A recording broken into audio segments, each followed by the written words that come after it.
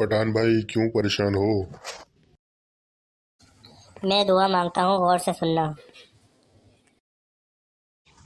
अच्छा मांगो दुआ, मैं सुनता हूँ।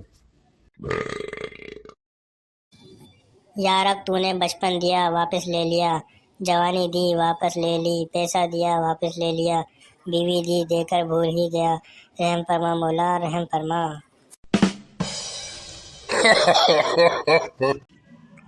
जुनैद बेटा ये बताओ, कोह हिमालय कहाँ वाक़या है? उस्ताद मुझे नहीं मालूम।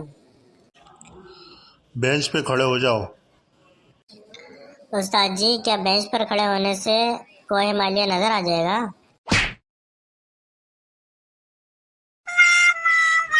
तुम्हारा रिजल्ट बहुत बुरा आया है, आज से तुम्हारा खेलना और टीवी देखना बंद। पप्पा ये 50 पकड़ो और इस बात को यहीं खत्म कर दो।